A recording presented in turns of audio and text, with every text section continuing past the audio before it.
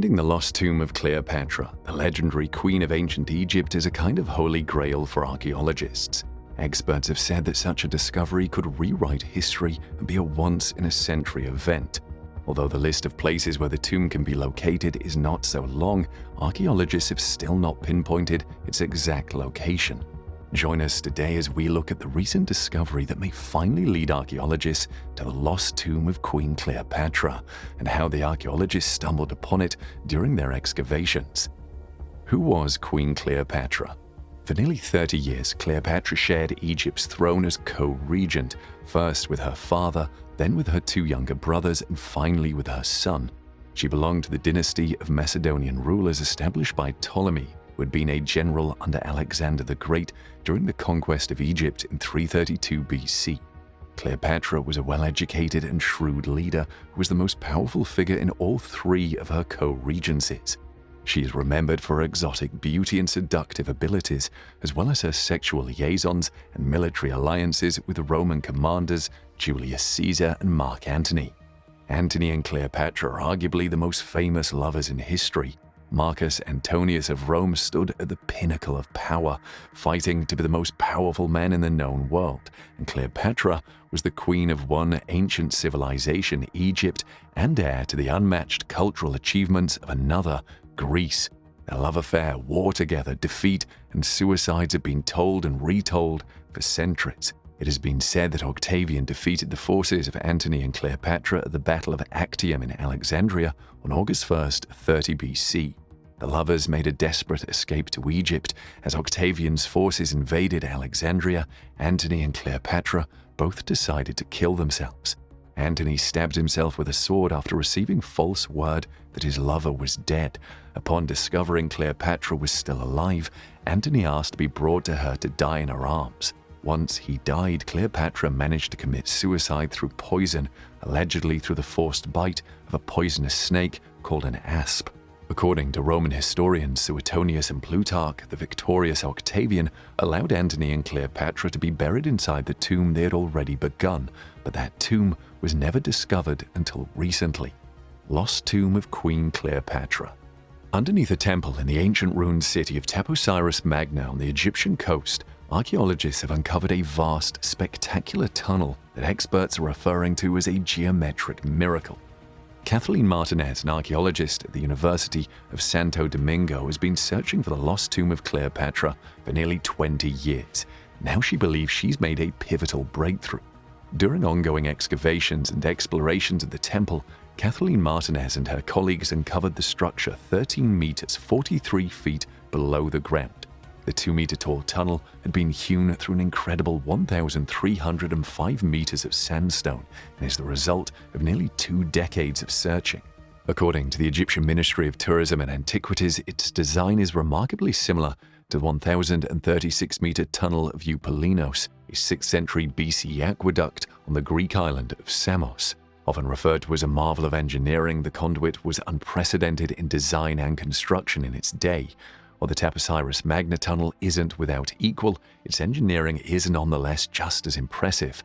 Parts of the Taposiris Magna tunnel are submerged in water, though putting aside its resemblance to the Eupalinos tunnel, its purpose is currently unknown.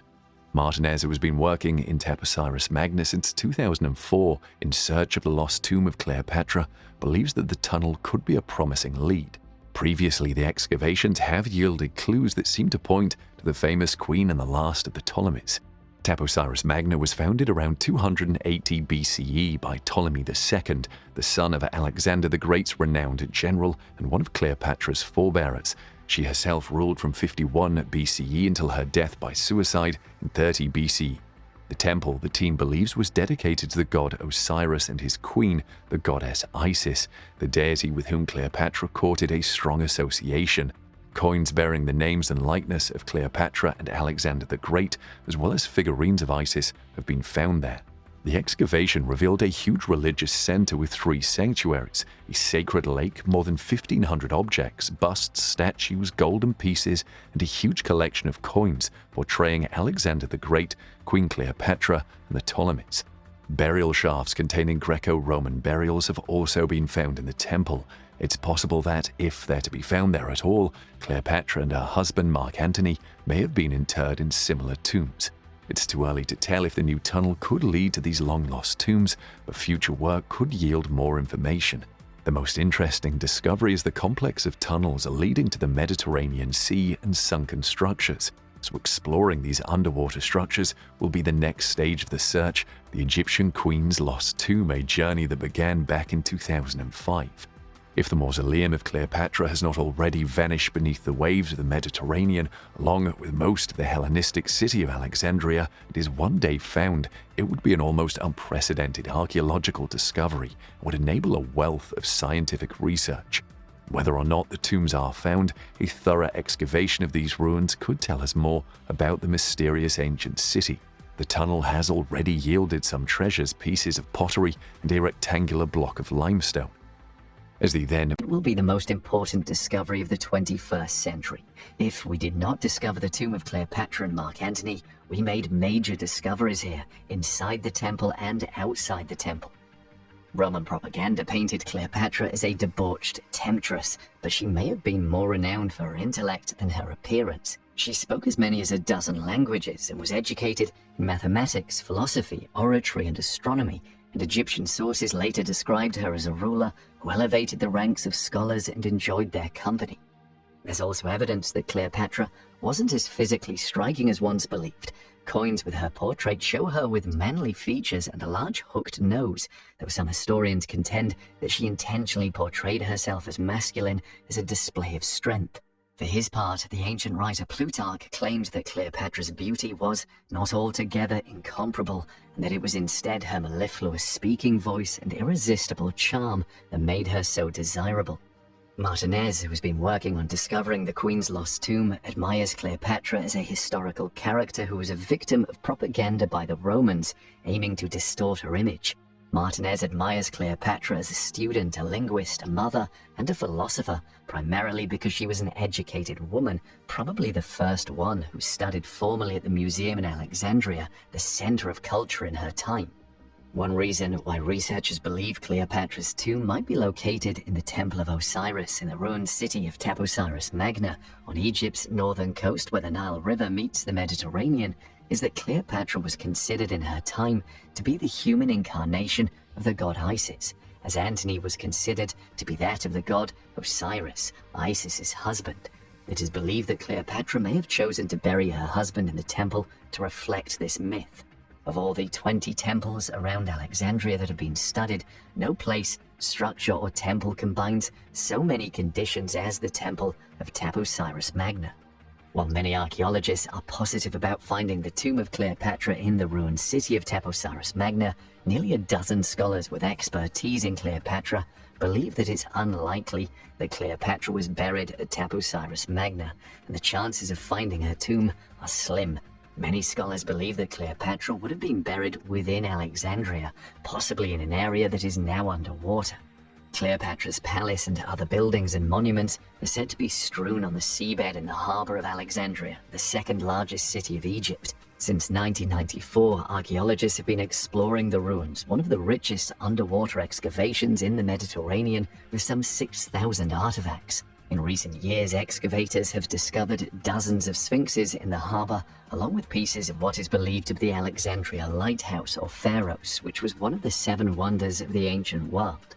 Along with it, a number of impressive structures like the temple dedicated to Caesar, an unfinished palace for Mark Antony, a temple dedicated to the Egyptian goddess Isis, columned avenues, monuments, a port, and a royal residence of the Egyptian pharaoh of Macedonian descent, Cleopatra, have been discovered.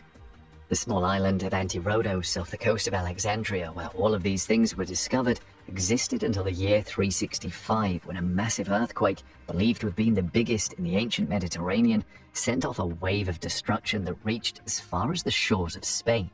The earthquake's epicenter was off the island of Crete. Nearby Alexandria could not have been spared by the gargantuan tsunami that leveled this important city's neighborhoods, temples, and harbors. Cleopatra's palaces lie submerged 5 meters or 16 feet underwater, but it is almost ironic that Cleopatra's final resting place is waiting to be discovered. And even if the tomb is not underwater, there is a good chance that it was destroyed at some point in antiquity, or that it's buried beneath modern-day development in Alexandria.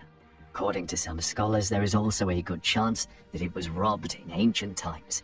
At present, no projects are searching for Cleopatra's tomb underwater, although past projects have looked at Cleopatra's palace. Now the main focus of the researchers is to look into the tunnels because they might hold the key to the final resting place of the fabled Queen of Egypt. If her tomb is discovered, the architecture and material contents of the tomb alone would keep historians busy for decades and provide unprecedented amounts of information about the Ptolemaic royal cult and the fusion of Macedonian and Egyptian culture. But if Cleopatra's remains were there too, they could tell us a great deal more, including the cause of her death, her physical appearance, and even answer the thorny question of her race. Today, the final resting place of Cleopatra remains hidden.